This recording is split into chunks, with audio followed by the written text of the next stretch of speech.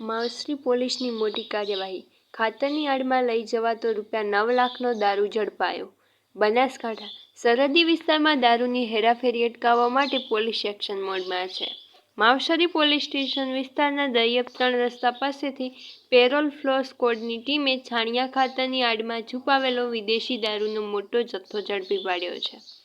ભારતીય બનાવટની વિદેશી દારૂ અને બિયરની કુલ 1314 બોટલ, કિંમત અંદાજે ₹9,30,00,000 અને કુલ મુદ્દામાલ ₹10,05,030.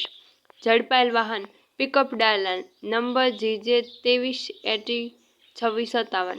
પોલીસ પેટ્રોલિંગ દરમિયાન શંકાસ્પદ હાલતમાં પસાર થતી પિકઅપને રોકી તપાસ કરતા તેમાં ઉપર છાણિયા ખાતરની બોરીઓ ભરેલી હતી. જોકે બોરીઓની રીતે તપાસ કરતા પોલીસને દારૂનો મોટો જથ્થો મળી આવ્યો હતો. પોલીસે રાજસ્થાનના સાંચોર જિલ્લાના ડલીવાવ ગામના રહેવાસી રાકેશકુમાર ભાખરારામ વિશ્નોઈની ધરપકડ કરી છે.